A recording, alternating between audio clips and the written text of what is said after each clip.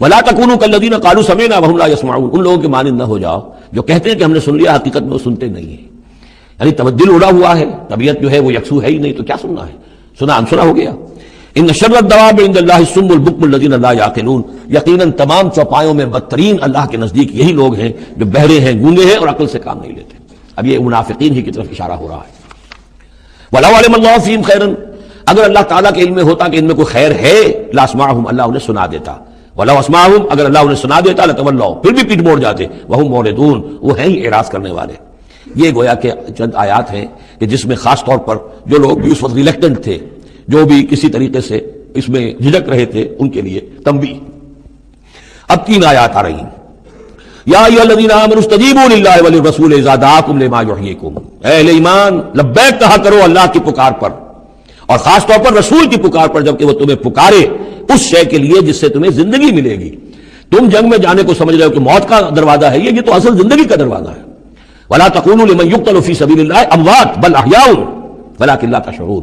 تو یہ تو در حقیقت اللہ اور اس کے رسول جس چیز کی طرف تمہیں بلا رہے ہیں، حقیقی زندگی یہ ہے، روحانی زندگی یہ ہے، معنوی زندگی یہ ہے. یہ حیوانوں کی طرح جینا جو ہے کوئی زندگی نہیں ہے. یہ تو در حقیقت اولئک کالانعام بل هم اضل، جو سورہ اعراف میں ہم پڑھ چکے ہیں، یہ حیوانوں کا سا زندگی گزارنا ہے. استجیبوا للہ وللرسول اذا دعاکم لما یحییکم واعلموا ان اللہ یحول بین المرء وقلبہ، اور جان لو اللہ تعالیٰ بندے اور اس کے دل کے درمیان حائل بھی ہو جایا کرتا ہے. یعنی اگر اللہ کے رسول کی پکار سنی اور انسنی کر دی، پھر سنی انسنی کر دی، پھر اللہ تعالیٰ پردہ بن جائے گا، اب سننے نہیں دے گا، معذور ہو جاؤ گے سننے سے. یہی وہ بات ہے جس کو کہیں کہتے ہیں ختم اللہ علی قلوبہم وعلی سمعہم، ان کے دلوں پر اللہ نے مہر کر دی ہے، ان کی سماعت پر. اور ہم پڑھ چکے ہیں سورہ انعام میں وَنُقَلِّبُ أَفْئِدَتَهُمْ وَأَبْصَارَهُمْ كَمَا لَمْ يُؤْمِنُوا بِهِ أَوَّلَ مَرَّةٍ. پہلی مرتبہ اگر نہیں کرو گے قبول تو پھر یہ ہے کہ تمہارے دل الٹ دیے جائیں گے، تمہاری نگاہیں الٹ دی جائیں گی. تو اس لیے بہت ہی ڈرنے کی بات ہے جو بھی مطالبہ دین کا سامنے آئے اور ایک دفعہ دل گواہ دے دے کہ ہاں ہے بات ٹھیک ہے، پھر اگر کرنی کترائے گا انسان تو یہیں سے سزا نقد شروع ہو جائے گی، پھر وہ صلاحیت سلب ہو جائے گی، پھر اللہ حائل ہو جائے گا. یعنی قانون خداوندی، سنت خداوندی حائل ہو جائے گی، پھر آپ کے دل پر مہر لگے گی، آپ کے کانوں کے اوپر مہر لگے گی، آپ کی آنکھوں پر پردے پڑ جائیں گے. یا ایھا الذین آمنوا استجیبوا للہ وللرسول اذا دعاکم لما یحییکم واعلموا ان اللہ یحول بین المرء وقلبہ وانہ الیہ تحشرون. اور یہ کہ بالآخر تو تمہیں سب کو اسی کی طرف جمع کیا جانا ہے. واتقوا فتنۃ لا تصیبن الذین ظلموا منکم خاصہ، اور ڈرو اس سزا سے، اس عذاب سے کہ جب آئے گا تو تم میں سے صرف گناہ گاروں ہی کو اپنی لپیٹ میں نہیں لے گا. اس کا میں کل حوالہ دے چکا ہوں. بے گناہ بھی اس میں اگر اپنا فرض ادا نہیں کر رہے، فرض ادا نہ کرنا جرم ہے، وہ خود گناہ ہے.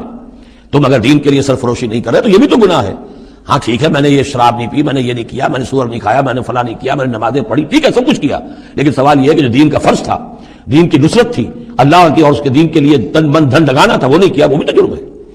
تو وَاعْلَمُوا، اور جان لو ان اللہ یحول بین المرء وقلبہ وانہ الیہ تحشرون واتقوا فتنۃ لا تصیبن الذین ظلموا منکم خاصۃ واعلموا ان اللہ شدید العقاب. اور جان لو کہ اللہ سزا دینے میں بہت سخت ہے. وَاذْكُرُوا، یہ ہے خاص پاکستانی مسلمانوں کے لیے آیت. اور یاد کرو جب تم قلیل، جب تم تھوڑی تعداد میں تھے، جیسے ہم بھی اقلیت کی کا خوف تھا ہمیں کہ ہم ہندوؤں کے مقابلے میں اقلیت ہیں. مستضعفون فی الارض، جنہیں زمین میں دبا لیا گیا تھا. تخافون یتخطفکم الناس، تمہیں اندیشہ یہ تھا کہ لوگ تمہیں اچک لے جائیں گے، اکثریت جو ہے وہ تمہیں ایکسپلائٹ کرے گی، معاشی اعتبار سے، سماجی اعتبار سے، لسانی اعتبار سے، مذہبی اعتبار سے. فآواکم، تو اللہ نے تمہیں پناہ کی جگہ دے دی. وأیدکم بنصرہ، اور تمہاری مدد کی ہے، خاص تائید کی ہے اپنی خاص نصرت سے. ورزقکم من الطیبات، اور تمہیں بہترین پاکیزہ رزق عطا کیا ہے، لعلکم تشکرون، تاکہ تم شکر کرو. یا ایھا الذین آمنوا لا تخونوا اللہ والرسول، اے ایمان مت خیانت کرو اللہ سے اور اس کے رسول سے. ایمان کا دم بھرنا اور پھر اس کے دین کو، اللہ کے دین کو مغلوب دیکھ کر بھی اپنے دھندے، اپنے کاروبار، اپنی جائیداد، اپنی ملازمت، اپنا پروفیشن، اسی چکر میں لگے رہنا، اس سے بڑی خیانت کیا ہوگی؟ بے وفائی ہے، غداری ہے، خیانت ہے. لا تخونوا اللہ والرسول، اللہ اور اس کے رسول کے ساتھ خیانت نہ کرو. وتخونوا اماناتکم وانتم تعلمون، اور نہ ہی اپنی آپس کی امانتوں میں خیانت کرو. سب سے بڑی خیانت تو اللہ کے ساتھ خیانت ہے. سب سے بڑی وہ امانت جو اللہ نے اپنی روح تمہیں پھونکی ہے، اس کا حق اگر تم ادا نہیں کر رہے ہو تو سب سے بڑی خیانت یہ ہے، جس کو کہ فرمایا گیا ہے سورہ احزاب میں، ہم نے آسمانوں پر، زمین پر، پہاڑوں پر پیش کی. ان عرضنا الامانۃ علی السماوات والارض والجبال فابین ان یحملنها واشفقن منها وحملها الانسان. تو بہت بڑی بڑی امانتیں تمہارے پاس ہیں. دین کی امانت ہے، قرآن کی امانت ہے، شریعت کی امانت ہے، یہ سب امانتیں محمد رسول اللہ کی. وَأَنَّ اللَّهَ عِندَهُ أَجْرٌ عَظِيمٌ، اور یقینا اللہ ہی کے پاس ہے بہت بڑا اجر. یا ایھا الذین آمنوا اتقوا اللہ یجعل لکم فرقانا وَاعْلَمُوا أَنَّمَا أَمْوَالُكُمْ وَأَوْلَادُكُمْ فِتْنَةٌ، اور جان لو تمہاری اولاد اور تمہارے اموال تمہارے لیے فتنہ ہے. یہی روکتے ہیں. یہی دو بیڑیاں ہیں جو پاؤں میں پڑی رہتی ہیں، مال اور اولاد. اولاد کو اعلیٰ سے اعلیٰ تعلیم دلانی ہے، اس کے لیے بڑی بڑی فیسیں دینی پڑتی ہیں.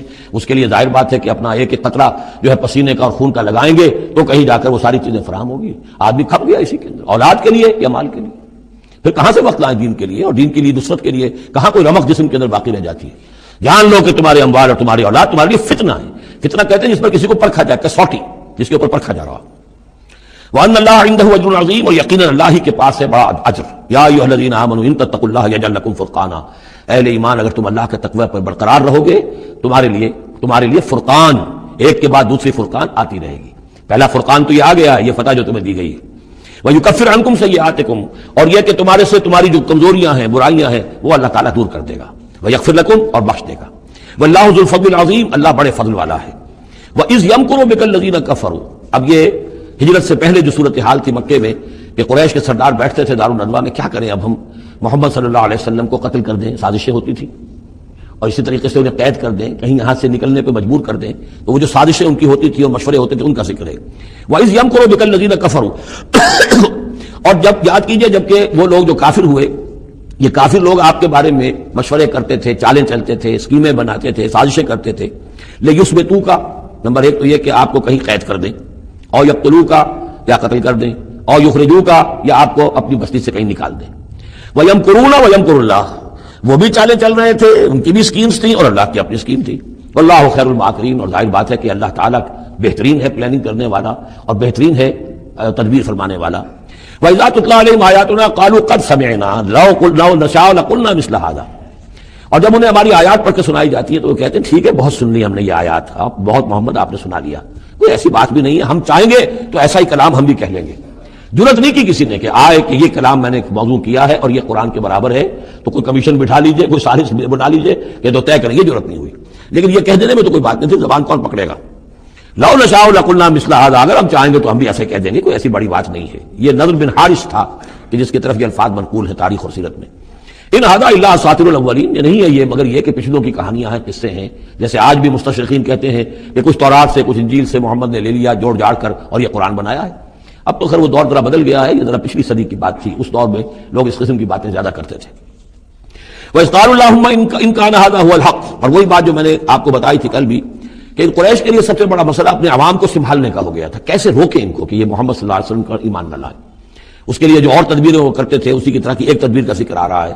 مجمع عام میں کھڑے ہو کر دعائیں مانگ رہے ہیں، اے اللہ اگر یہ جو کچھ محمد کہہ رہے ہیں اگر یہ حق ہے اور تیرے پاس سے آیا ہے یہ قرآن، فَأَمْطِرْ عَلَيْنَا حِجَارَةً مِّنَ السَّمَاءِ وَإِذْ قَالُوا اللَّهُمَّ إِنْ كَانَ هَذَا هُوَ الْحَقُّ مِنْ عِنْدِكَ، اگر یہ ہے حق تیری طرف سے، فَأَمْطِرْ عَلَيْنَا حِجَارَةً مِّنَ السَّمَاءِ، تو برسا دے ہم پر پتھر آسمان سے، اب ائتنا بعذاب الیم، یا پھر بھیج دے ہم پر کوئی عذاب. اب عذاب آیا نہیں. دیکھ لو اس کا مطلب یہ کہ یہ محمد جھوٹے ہیں صلی اللہ علیہ وسلم. ہم نے تو کہہ دیا، اللہ کو پکار کر کہہ دیا. ہو سکتا ہے کبھی کعبے کے پردے پکڑ کے کہا ہو اسی طریقے سے، تاکہ پورا یقین ہو جائے کسی درجے میں بھی ہمارے عوام کے اندر کوئی وسوسہ کوئی دغدغہ باقی نہ رہے. وَمَا كَانَ اللَّهُ لِيُعَذِّبَهُمْ، اور اللہ تعالیٰ انہیں عذاب نہیں دے سکتا تھا، اللہ کے لیے ممکن نہیں تھا کہ ان پر عذاب بھیجتا. وَأَنْتَ فِيهِمْ، جبکہ ابھی اے محمد آپ ان کے مابین موجود تھے. ہجرت سے پہلے معاملہ نہیں ہوا کرتا یہ. اللہ اپنے رسول کو ان کے ساتھی اہل ایمان کو نکال لیتا ہے، اس کے بعد کوئی عذاب اس نوعیت کا آتا ہے جس نوعیت کا وہ عذاب مانگ رہے تھے. وَأَنْتَ فِيهِمْ وَمَا كَانَ اللَّهُ مُعَذِّبَهُمْ، اللہ ان کو عذاب دینے والا نہیں تھا. وَهُمْ يَسْتَغْفِرُونَ، جبکہ وہ استغفار بھی کر رہے تھے.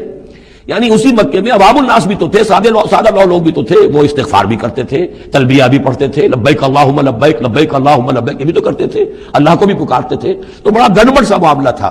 جب تک کہ اللہ تعالیٰ یمید الخبیث من الطیب کر نہ دے اس وقت تک اس طرح کا معاملہ اللہ تعالیٰ کے لیے درست نہیں تھا. وَمَا لَهُمْ أَلَّا يُعَذِّبَهُمْ، باقی وہ عذاب کے پورے طور سے مستحق ہو چکے ہیں. اور کیا ہے وہ کون سی رکاوٹ ہے ان کے لیے؟ مَا لَهُمْ أَلَّا يُعَذِّبَهُمُ اللَّهُ، کہ اللہ تعالیٰ ان کو عذاب نہ دے. وَهُمْ يَصُدُّونَ عَنِ الْمَسْجِدِ الْحَرَامِ، جبکہ وہ روک رہے ہیں مسجد حرام سے لوگوں کو. وَمَا كَانُوا أَوْلِيَاءَهُ، اور حقیقت میں یہ اس کے متولی نہیں ہے، یہ اس کے مختار نہیں ہے، یہ اس کے ساتھی نہیں ہے. ان اولیاءہ الا المتقون، اس اللہ کے گھر کے تو ولی اور اس کے جو اصل مجاور کہہ لیجئے یا متولی کہہ لیجئے وہ تو ہوں گے متقی لوگ جو اللہ کا تقوی رکھتے ہوں، اللہ کی بندگی کرتے ہوں. ولکن اکثرهم لا يعلمون، لیکن ان کی اکثریت علم نہیں رکھتی. وما كان صلاتهم عند البيت، اور انہوں نے جو نماز کا حلیہ بگاڑا ہے، نہیں ہے ان کی نماز بیت اللہ کے پاس الا مقام و تصدیہ، سیٹیاں بجاتے ہیں، تالیاں پیٹتے ہیں، یہ ان کی نماز رہ گئی ہے. طواف کرتے تھے تو اس میں سب سے اونچا طواف تھا برہنہ طواف، اور نماز جو تھی ان کی وہ یہ تھی سیٹیاں بجاتے ہوئے. جیسے کہ آپ کو معلوم ہے کہ بعض علاقوں میں مسجدوں کے اندر جب وہ میلاد کی محفلیں ہوتی ہیں تو اس کے اندر ڈھول اور ڈھمک کا یہ میں نے سنا ہے کہ خاص طور پر افریقہ کے بعض ممالک میں کام ہوتا ہے. یہ اللہ کا شکر ہے اس حد تک کم سے کم یہ کہ بر عظیم پاک و ہند کے اندر جو بھی صورت ہوئی ہے وہ یہ مسجد کے اندر یہ خرافات نہیں ہوئی ہے، باقی باہر ہو رہی ہے جو بھی ہو رہی ہے. تو انہوں نے نماز کی بھی شکل یہ بنا دی تھی. فذوقوا العذاب بما کنتم تکفرون، تو اب چکھو مزہ عذاب کا اپنے کفر کے پاداش میں. ان الذين كفروا ينفقون اموالهم ليصدوا عن سبيل الله. ظاہر بات ہے یہ لشکر آیا تھا تو اس کے لیے بھی تو لاؤ لشکر تیار کرنا پڑا تھا نا، ساز و سامان 900 اونٹ، اس لیے 1000 آدمیوں کے لیے راشن بھی چاہیے تھا. مکے سے چل کے مدینے تک آنا ہے، جنگ میں رہنا ہے، تو یہ 10 اونٹ روزانہ جو ہے ذبح ہو رہے تھے اس فوج کے لیے. تو یہ سارا جو انفاق کیا ہے کچھ لوگوں نے کیا ہے نا، جو باطل کے لیے انفاق کر رہے تھے، شیطان کے لیے. وہ حزب الشیطان جو ہے آخر وہ بھی تو مجاہد تھے، وہ مجاہد تھے فی سبیل الشیطان، فی سبیل الشرک. تو جو خرچ کر رہے ہیں اپنے مال لیصدوا عن سبیل اللہ، تاکہ لوگوں کو روک سکے اللہ کے راستے سے، فسینفقونھا، وہ اور بھی خرچ کریں گے. ابھی انہیں اور بڑے لشکر تیار کرنے پڑیں گے. ثم تکون علیہم حسرۃ، پھر یہ سب ان کے لیے ایک حسرت بن جائے گی. سب کچھ مال بھی ہم نے لگا دیا، ساری جانیں ہم نے گنوا دی، کچھ نہ ہوا. محمد کا بال بیکا نہ کر سکے صلی اللہ علیہ وسلم. اللہ کا دین تو جاء الحق وزهق الباطل ان الباطل کان زهوقا. ایک وقت آئے گا کہ اللہ کا دین جو ہے غالب ہو جائے گا. ثم یغلبون، پھر وہ مغلوب ہو کر رہیں گے. والذین کفروا الی جہنم یحشرون، اور جو ان میں سے کافر ہوں گے جو اس وقت ایمان لے آئیں گے اللہ تعالیٰ ان کو معاف فرما دے گا، اور جو کفر پر اڑے رہیں گے وہ جہنم کی طرف گھیر کر لے جائیں گے. لیمیز اللہ الخبیث من الطیب، یہ بات جو ہے سورہ آل عمران میں بھی آئی، تاکہ اللہ تعالیٰ پاک کو ناپاک سے علیحدہ کر دے، ممیز کر دے. وَيَجْعَلَ الْخَبِيثَ بَعْضَهُ عَلَى بَعْضٍ، اور جو ناپاک ہے اس کو ایک دوسرے کے اوپر سٹیک کرتا چلا جائے. فَيَرْكَمُهُ، اس کا ڈھیر کر دے جميعاً، اور ان کو سب کو فَيَجْعَلَهُ فِي جہنم، اور سب کو پھر جہنم میں جھونک دے. یعنی یہ کہ یہ پہلے تو یہ سفٹنگ کرنی ہوگی، یہ طیب ہے، یہ خبیث. خبیث کو ایک دوسرے کے اوپر سٹیک کیجئے اور پھر اس کو جہنم میں ایک ہی مرتبہ دھکا دے دیجئے. لیمیز اللہ الخبیث من الطیب ویجعل الخبیث بعضه علی بعض فیرکمہ جمیعا فیجعلہ فی جہنم اولئک هم الخاسرون، یقیناً یہی لوگ ہیں خسارے پانے والے. قل للذین کفروا ان ینتہوا یغفر لهم ما قد سلف، اعلان کر دیجئے محمد صلی اللہ علیہ وسلم ان کافروں کے سامنے اب بھی اگر باز آ جائیں تو جو کچھ ہو چکا ہے وہ معاف کر دیا جائے گا. اب بھی موقع ہے، اب بھی ایمان لے آؤ.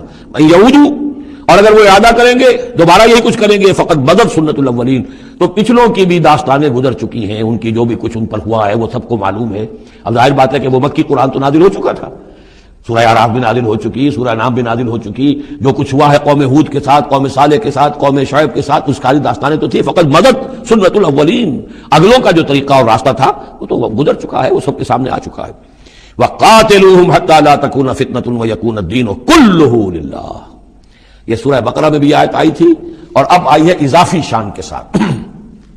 یعنی اے مسلمانوں، اب تمہاری یہ دعوت و تحریک جو ہے یہ اس مرحلے میں داخل ہو گئی، آرمڈ کانفلکٹ. اب یہ 15 برس کے بعد حضور نے جب دعوت کا آغاز کیا ہے مکے میں، اس کے بعد سے 15 برس گزر چکے. اب وہ دعوت، تنظیم، تربیت، صبر محض کا دور ختم ہوا، پیسو ریزسٹنس کا دور ختم ہوا. اب ایکٹیو ریزسٹنس کی محمد نے صلی اللہ علیہ وسلم اقدام کیا، اور اقدام کے نتیجے میں آخری اور چھٹا مرحلہ آ گیا، یعنی آرم کانفلکٹ. اب تلوار سے ٹکرا چکی. اب تمہاری تلواریں نیام میں نہیں جائیں گی جب تک کام مکمل نہ ہو جائے. اور کام کی تکمیل کیا ہے؟ فتنہ بالکل ختم ہو جائے. وَقَاتِلُوهُمْ حَتَّى لَا تَكُونَ فِتْنَةٌ، فتنہ وہ کیفیت ہے کہ جس میں ایمان پر قائم رہنا، ایمان پر عمل کرنا مشکل ہو جائے. جب باطل کا غلبہ ہے تو ایک بندہ مومن کے لیے ایمان پر پوری طریقے سے کاربند ہونا مشکل ہے. لہذا اس صورتحال کو ختم کرو، یعنی اب دین کا غلبہ ہو جائے. حَتَّى لَا تَكُونَ فِتْنَةٌ وَيَكُونَ الدِّينُ كُلُّهُ لِلَّهِ، دین بھی جزوی نہیں، کل کا کل دین اللہ ہی کے تابع آ جائے. فَإِنِ انْتَهَوْا فَإِنَّ اللَّهَ بِمَا يَعْمَلُونَ بَصِيرٌ، پھر اگر وہ باز آ جائے تو جو کچھ وہ کر رہے ہیں اللہ اسے دیکھ رہا ہے. وَإِن تَوَلَّوْا، اور اگر پیچھ موڑ لیں، وَاعْلَمُوا، تو اے مسلمانوں تم یہ جان لو، أَنَّ اللَّهَ مَوْلَاكُمْ، اللہ تمہارا مولا ہے، تمہارا ولی ہے، ساتھی ہے، مددگار ہے، پشت پناہ ہے. نعم المولا ونعم النصير، کیا ہی اچھا ہے وہ حمایتی اور کیا ہی خوب ہے وہ مددگار. وَاعْلَمُوا أَنَّمَا غَنِمْتُم مِّن شَيْءٍ فَأَنَّ لِلَّهِ خُمُسَهُ وَلِلرَّسُولِ وَلِذِي الْقُرْبَى وَالْيَتَامَى وَالْمَسَاكِينِ وَابْنِ السَّبِيلِ إِن كُنتُمْ آمَنتُم بِاللَّهِ وَمَا أَنزَلْنَا عَلَىٰ عَبْدِنَا يَوْمَ الْفُرْقَانِ يَوْمَ الْتَقَى الْجَمْعَانِ وَاللَّهُ عَلَىٰ كُلِّ شَيْءٍ قَدِيرٌ. صدق اللہ العظیم. اب یہاں وہ مال غنیمت کا حکم بیان ہو رہا ہے. وَاعْلَمُوا، جان لو، أَنَّمَا غَنِمْتُم مِّن شَيْءٍ، جو بھی غنیمت تمہیں حاصل ہوئی ہے، فَأَنَّ لِلَّهِ خُمُسَهُ، تو اس کا خمس، 5واں حصہ تو اللہ کے لیے ہے، وَلِلرَّسُولِ، اور رسول کے لیے ہے، وَلِذِي الْقُرْبَى، اور رسول کے قرابت داروں کے لیے ہے. یہ بات سمجھ لیجئے یہاں اچھی طرح کہ در حقیقت حضور صلی اللہ علیہ وسلم کا جو معاش کا معاملہ تھا جب تک آپ مکے میں تھے حضرت خدیجہ الکبریٰ رضی اللہ تعالی عنہا کی دولت جو ہے اس سے آپ کا کام چل رہا تھا، جو بھی بچا کچھا ان کا سرمایہ تھا۔ مدینے میں آ کر ظاہر بات ہے کہ اب آپ کے پاس اپنا کوئی ذریعہ معاش نہیں تھا، نہ آپ کوئی تجارت کرتے تھے، تو اب آپ کے اخراجات، اور پھر یہ کہ آپ کے بھی قرابت دار ہیں، آپ کی ازواج مطہرات ہیں، ان کے اخراجات کہاں سے آئیں گے؟ تو مال غنیمت میں سے خمس جو ہے وہ اس کام کے لیے رکھ لیا گیا، گویا وہ بیت المال کا حصہ ہوگا، اور بیت المال ہی کفالت کرے گا حضور کی بھی اور حضور کے قرابت داروں کی بھی۔ اس کے علاوہ اس بیت المال میں یتاما والمساکین وابن السبیل، اس میں حصہ ہوگا یتیموں کے لیے بھی اور مساکین اور محتاجوں کے لیے بھی اور مسافروں کے لیے بھی۔ یہ گویا کہ پانچواں حصہ مال غنیمت کا تو ہو گیا، سرکار سمجھ لیجیے سرکاری ہو گیا، لیکن اس سرکار میں سب سے بڑا خرچ جو ہے وہ در حقیقت محمد رسول اللہ صلی اللہ علیہ وسلم کے ذاتی، آپ کے اخراجات، آپ کے ازواج مطہرات کا نفقہ، آپ کے قرابت داروں کا ذوی القربہ، جس میں آپ کو بھی تو ظاہر بات ہے کہ کچھ نہ کچھ صلہ رحمی آپ فرماتے تھے، تو اس کے لیے، اور یہ کہ یتیموں اور مساکین کے لیے وابن السبیل۔ ان کنتم آمنتم باللہ، اگر تم ایمان رکھتے ہو اللہ پر، وما انزلنا علی عبدنا، اس شے پر جو ہم نے نازل کی اپنے بندے پر، یوم الفرقان، فیصلے کے دن، یعنی جو شے نازل کی وہ ہے غیبی امداد، نصرت غیبی، جو فرشتے آئے۔ ظاہر بات ہے کہ وہ ایک انسین جو ہے غیب کا معاملہ ہے، فرشتوں کو دیکھا تو کسی نے نہیں، تو جیسے وحی آتی تھی حضرت جبرائیل لے کر آتے تھے تو اس پر ایمان رکھتے ہو کہ یہ قرآن جو ہے اللہ کی طرف سے ہے، ایسے ہی تمہیں یقین ہونا چاہیے کہ اللہ تعالیٰ نے اپنا وہ وعدہ پورا فرمایا اور اللہ تعالیٰ نے فرشتے بھیجے۔ تو اگر تمہیں وہ یقین ہے تو پھر تم اس حکم کو پورے طور پر یوں سمجھیے کہ دلی طور پر اس کو قبول کرو، خوش دلی کے ساتھ پوری طریقے سے، کہ خمس جو ہے وہ تو اللہ اس کے رسول کا، بیت المال کا۔ بقیہ کے بارے میں حضور نے فرما دیا کہ 4/5 جو ہے یہ اب تقسیم ہو جائے گا مجاہدین کے درمیان، اس میں اس سے کوئی بحث نہیں ہے کہ کس نے کتنا جمع کیا، سارا مال ایک جگہ جمع ہوگا اور پھر اس کے حصے لگیں گے، چاہے کوئی پہرے پر تھا، جنگ کی نوبت ہی نہیں آئی، چاہے یہ کہ کوئی باقاعدہ جنگ میں کسی نے حصہ لیا، چاہے کسی نے مال غنیمت جمع کیا، چاہے نہیں کیا، جو بھی جنگ میں ہے ان کو برابر کا حصہ ملے گا۔ اس میں یہ ہے کہ جو سواریوں والے تھے انہیں دوہرا، اور جو پیدل تھے انہیں اکیلا، اس لیے کہ سواریاں اگر کسی کا اونٹ ہے، کسی کا گھوڑا ہے، 2 گھوڑے بھی تھے، تو ظاہر بات ہے کہ اس کے چارے وغیرہ کا بندوبست وہ خود اپنے پاس سے کرتا تھا، کوئی سپلائی لائنز تو آج کل کی جس طرح فوجوں کی ہوتی ہیں وہاں موجود نہیں تھی، لہذا جو مجاہد تھا کہ جو سوار تھا گھوڑے پر یا اونٹ پر، جس کا اپنا گھوڑا تھا، اپنا اونٹ تھا، اس کو دوہرا حصہ، اور جو عام پیادہ جو مجاہد تھا اس کو اکیلا۔ وَاعْلَمُوا أَنَّمَا غَنِمْتُم مِّن شَيْءٍ فَأَنَّ لِلَّهِ خُمُسَهُ وَلِلرَّسُولِ وَلِذِي الْقُرْبَىٰ وَالْيَتَامَىٰ وَالْمَسَاكِينِ وَابْنِ السَّبِيلِ إِن كُنتُمْ آمَنتُم بِاللَّهِ وَمَا أَنزَلْنَا عَلَىٰ عَبْدِنَا يَوْمَ الْفُرْقَانِ يَوْمَ الْتَقَى الْجَمْعَانِ، اس فرقان والے دن، فیصلے کے دن، جس دن کی 2 فوجیں بھڑ گئی تھیں۔ واللہ علی کل شیء قدیر، اور اللہ تعالیٰ ہر چیز پر قادر ہے۔ اذ انتم بالعدوۃ الدنیا وهم بالعدوۃ القصویٰ، اصل میں یہ جو وادی ہے جس میں بدر واقع ہوا ہے، یہ ایک گھاٹی سی ہے جو دونوں کناروں کے اوپر تو بہت تنگ ہے لیکن درمیان میں بہت کھل کر میدان بن جاتا ہے۔ اس کا ایک سرا جو ہے وہ شمال کی طرف نکل جاتا ہے اور وہ جا رہا ہے شام کی طرف، ایک سرا جنوب کی طرف ہے اور وہ جاتا ہے مکے کی طرف، ایک مشرق کی طرف آتا ہے کہ جو مدینے کی طرف آ رہا ہے، اور اکثر و بیشتر جو پہلے حاجی جاتے تھے وہ اسی راستے پر تھے، یہی راستہ تھا۔ اب تو جو نیا طریق الہجرہ بڑی اعلیٰ سڑک بن گئی ہے تو لوگوں کو ان مقامات سے گزرنے کا موقع نہیں ملتا، ورنہ بدر سے ہو کر ہی راستہ گزرتا تھا۔ تو ایسا ہوا ہے کہ اللہ تعالیٰ کی طرف سے ایسی اسکیم بن گئی، تدبیر ایسی ہو گئی کہ عین بر وقت پہنچے، وہ جو مدینے والا سرا تھا جو قریب تھا مدینے کے اس وادی کا، اس پر حضور پہنچے، اور عین اسی وقت جو دور والا سرا تھا، وہ گھاٹی جہاں پہ ختم ہو رہی تھی جنوب کی طرف، وہاں وہ قریش بھی پہنچ گئے بر وقت۔ جب تم تھے برلے کنارے پر اور وہ تھے پرلے کنارے پر، اذ انتم بالعدوۃ الدنیا، دنیا ادنا کا مؤنث سے قریب تر، وہم بالعدوۃ القصویٰ، اور وہ تھے پرلے کنارے پر، والرکب اسفل منکم، اور وہ جو قافلہ تھا وہ تم سے نیچے تھا، نیچے ہو کر گزر گیا تھا، یعنی اس کے بعد پہاڑوں کی ایک رینج تھی اور اس کے بعد پھر تہامہ کا میدان تھا۔ تو ابو سفیان نے یہ کیا تھا کہ قافلے کو لے کر اس بدر کی گھاٹی میں داخل ہی نہیں ہوئے، ادھر سے تو وہ پیغام بھی بھیج دیا تاکہ فوج ادھر سے آئے، تاکہ مسلمانوں کی توجہ بھی ہو تو فوج کی طرف ہو جائے، اور اسی میں وہ داؤ لگا کر اپنے قافلے کو بچا کر نکال کر لے جائیں، اور وہ تہامہ میں ساحل کے ساتھ ساتھ ہو کر نکل بھی گئے۔ وَلَوْ تَوَاعَدتُّمْ لَاخْتَلَفْتُمْ فِي الْمِيعَادِ، اور اگر تم لوگوں نے آپس میں معاہدہ کیا ہوتا کہ فلاں وقت پر ہمیں پہنچنا ہے، ہو سکتا ہے کہ تم ایک ساتھ نہ پہنچ سکتے، اختلاف ہو جاتا، جیسے اپائنٹمنٹ ہوتی ہے فلاں وقت پہ میں بھی پہنچوں گا، آپ بھی پہنچ جائے تو کچھ نہ کچھ آگے پیچھے ہو جاتا ہے، تو اگر تم طے کر کے بھی آتے تو اتنا نہ ہوتا جتنا کہ ہم نے اپنی مشیت اپنی تدبیر سے کر دیا کہ عین وقت پر تمہیں وہاں پہنچا دیا۔ اس کی وجہ کیا تھی؟ ہم چاہتے تھے کہ یہ ٹکراؤ ہو جائے اور یہ بات واضح ہو جائے کہ جان لیں اہل مکہ کہ اللہ تعالیٰ کی نصرت کس کے ساتھ ہے، اس کے عوام بھی سمجھ لیں۔ وَلَٰكِن لِيَقْضِيَ اللَّهُ أَمْرًا كَانَ مَفْعُولًا، لیکن یہ سب کچھ نہیں ہوا تاکہ اللہ تعالیٰ طے کر دے، وہ شے فیصلہ کر دے کہ جو ہو کر رہنی ہے۔ کان مفعولا لیہلک من ہلک عن بینۃ، تاکہ اب جسے ہلاک ہونا ہے وہ ہلاک ہو بات کے واضح ہو جانے کے بعد۔ اب بھی عوام کی اگر آنکھیں نہیں کھلتی تو پھر گویا کہ وہ پھر مورد الزام خود ہیں۔ اب ان کے سرداروں نے جو کچھ ان کی مت ماری تھی، اب آ کر اس موقع کے بعد ان کی آنکھیں کھل جانی چاہیے۔ اب بھی اگر کوئی ہلاک ہوتا ہے تو بات کے واضح ہونے کے بعد ہلاک ہو۔ لیہلک من ہلک عن بینۃ ویحیی من حی عن بینۃ، اور جس سے جینا ہے، جس کی زندگی ہے روحانی زندگی، اور جو سیدھے راستے پر آنا چاہتا ہے وہ بھی اس بینہ کی بنا پر وہ سیدھے راستے پر آ جائے اور حیات معنوی حاصل کر لے۔ وان اللہ سمیع علیم، اور یقیناً اللہ سب کو سننے والا اور جاننے والا ہے۔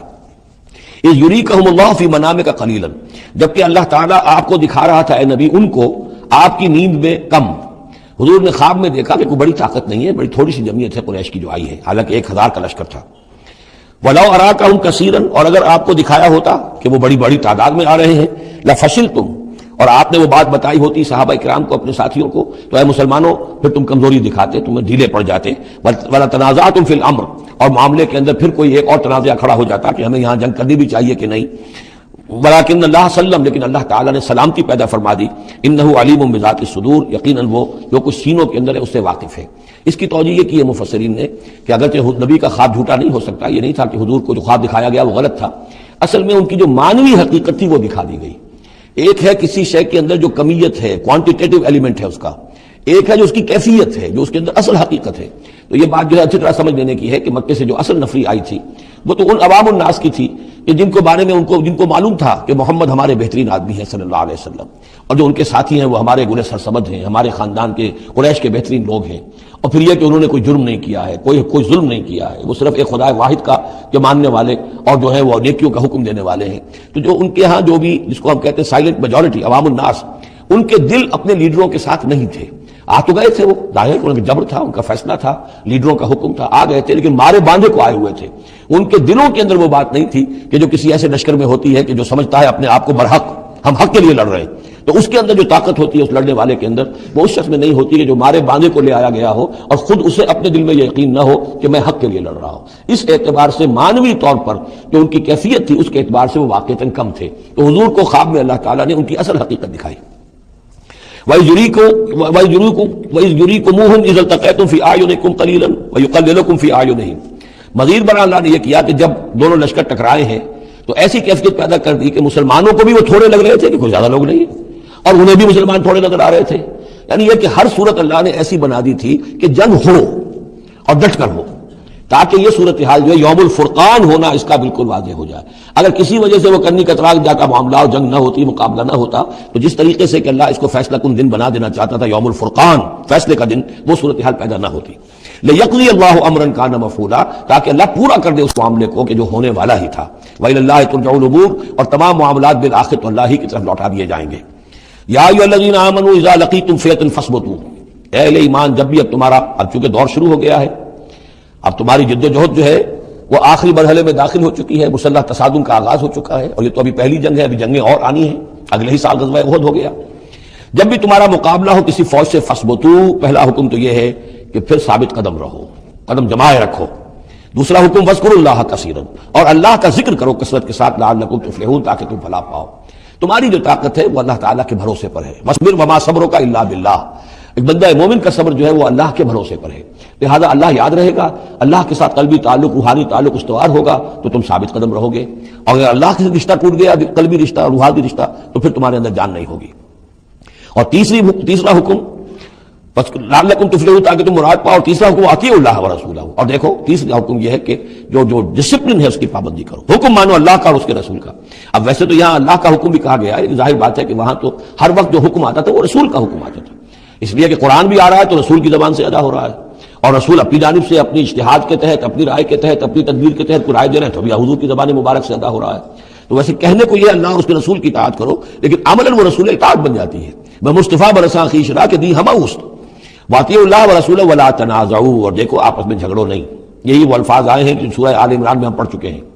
وَلَقَدْ صَدَقَكُمُ اللَّهُ وَعْدَهُ إِذْ تَحُسُّونَهُم بِإِذْنِهِ حَتَّىٰ إِذَا فَشِلْتُمْ وَتَنَازَعْتُمْ فِي الْأَمْرِ وَعَصَيْتُم مِّن بَعْدِ مَا أَرَاكُم مَّا تُحِبُّونَ، اب یہ 1 سال بعد ہونے والا ہے، یہ 1 سال پہلے ان سے کہا جا رہا ہے نظم کی پابندی کرو، اطاعت رسول پر کاربند رہو، ولا تنازعوا، اختلاف نہ کرو، جھگڑا نہ ڈالو، فتفشلوا، تو تم ڈھیلے پڑ جاؤ گے، وتذهب ريحكم، اور تمہاری ہوا اکھڑ جائے گی، واصبروا، اور ثابت قدم رہو، ان اللہ مع الصابرین، یقیناً اللہ تعالیٰ صابروں کے ساتھ ہے، اللہ کی نصرت تائید اہل صبر کے ساتھ ہے۔ ولا تكونوا كالذين خرجوا من ديارهم بطرا ورئاء الناس، ان لوگوں کے مانند نہ ہو جانا کبھی جو نکلے تھے اپنے گھروں سے اتراتے ہوئے، اینٹتے ہوئے، اکڑتے ہوئے لوگوں کو دکھانے کے لیے۔ یہ وہ قریش کا لشکر جب چلا ہے تو ابو جہل نے جو بھی ساز و سامان کیا تھا اس کے لیے ڈھول ڈھمکا بھی تھا، اور اس کے ساتھ جو ہے ہر طرح کا لاؤ لشکر، تو وہ تو جا رہے تھے بالکل اس خیال سے کہ فتح ہماری ہے ہی ہے اور ہم مسل کر رکھ دیں گے، جیسے مچھر کو مسل دیا جاتا ہے، یہ مسلمان ہیں کتنے، وہ جو ہے خوب اپنے شان و شوکت کا مظاہرہ کرتے ہوئے جا رہے تھے۔ وَيَصُدُّونَ عَن سَبِيلِ اللَّهِ، اور حقیقت کیا تھی کہ اللہ کے راستے سے روک رہے تھے۔ وَاللَّهُ بِمَا يَعْمَلُونَ مُحِيطٌ، اور جو کچھ وہ کر رہے تھے اللہ اس کا احاطہ کیے ہوئے تھا، اللہ کے قابو سے باہر جانے والی ان کی کوئی تدبیر نہیں تھی۔ وَإِذْ زَيَّنَ لَهُمُ الشَّيْطَانُ أَعْمَالَهُمْ، اور جب کہ شیطان نے ان کے لیے ان کے اعمال کو مزین کر دیا تھا، وَقَالَ لَا غَالِبَ لَكُمُ الْيَوْمَ، اور اس نے ان کے کان میں یہ پھونک ماری تھی، یہ وسوسہ ڈالا تھا، آج تم پر کوئی غالب نہیں آ سکتا۔ مکے سے نکلی ہو نفری اور 1000 کی، یہ تو گویا کہ بڑی انہونی سی بات تھی، عرب کے اندر اس طرح کے مواقع بہت کم آتے تھے، تو گویا کہ وہ نے پٹیاں پڑھاتا آ رہا تھا، پھونکے مارتا آ رہا تھا، آپ پر کوئی غالب نہیں آ سکتا۔ لا غالب لکم اليوم من الناس، کوئی انسانوں میں سے تم پر غالب نہیں آ سکتا، وانی جار لکم، اور میں بھی تمہارے ساتھ ہی ہوں۔ فلما تراءت الفئتان، اور جب دونوں لشکروں نے ایک دوسرے کو دیکھا، آمنے سامنے ہوئی، نکص علی عقبیہ، تو وہ شیطان اپنی ایڑیوں کے بل پیچھے مڑ گیا، بھاگا، وقال، اور اس نے کہا انی بریء منکم، میں تم سے لا تعلق ہوں، میرا تم سے کوئی تعلق نہیں، انی ارا ما لا ترون، میں وہ کچھ دیکھ رہا ہوں جو تم نہیں دیکھ رہے۔ فرشتوں کو دیکھنا جو ہے، چونکہ یہ بھی ناری مخلوق ہے، نور اور نار میں بڑا قرب ہے، نوری مخلوق ہے ملائکہ اور ناری مخلوق ہے جن، اور یہ جن ہے عزازیل ابلیس، تو اس کو نظر آ گیا فرشتے آ رہے ہیں، انی ارا ما لا ترون، میں وہ کچھ دیکھ رہا ہوں جو تم نہیں دیکھ سکتے، انی اخاف اللہ، مجھے اللہ کا خوف ہے، واللہ شدید العقاب، اور اللہ سزا دینے میں بہت سخت ہے۔ اذ یقول المنافقون والذین فی قلوبہم مرض، اب یہ ایک نقشہ تو یہ تھا کہ جب چلے آ رہے تھے قریش کا لشکر لے کر ابو جہل اور اس کے ساتھی سردار، اور ادھر شیطان بھی ان کو پہلے تو پیٹ ٹھوکتا ہوا آ رہا ہے، اور عین وقت پر جو ہے وہ ان کو ساتھ چھوڑ کر بھاگا ہے۔ ادھر جب مدینے کے اندر اب جہاں وہاں سے مسلمان چلے تھے، حضور چلے تھے، تو جو کوئی منافق پیچھے رہ گئے تھے وہ اب باتیں کر رہے تھے۔ اذ یقول المنافقون والذین فی قلوبہم مرض، جبکہ کہہ رہے تھے وہ منافق لوگ اور وہ لوگ جن کے دلوں میں روگ تھا، غر ہؤلاء دینہم، ان مسلمانوں کو تو ان کے دین نے بالکل دھوکے میں ڈال دیا ہے، مت ماری گئی ہے، دماغ خراب ہو گیا ہے، قریش سے ٹکرانے چلے ہیں، ان کی عقل جواب دے گئی ہے۔ ہم تو پہلے بھی سمجھتے تھے کہ یہ سفہاء ہیں، بے وقوف ہیں، احمق ہیں، لیکن اب تو معلوم ہوتا ہے کہ سرے سے مت ماری گئی، غر ہؤلاء دینہم، ان کے دین نے ان کی مت مار دی۔ ومن يتوکل علی اللہ فإن اللہ عزیز حکیم، انہیں کیا پتا کہ جو کوئی توکل کرے اللہ پر تو اللہ تعالیٰ زبردست ہے، حکمت والا۔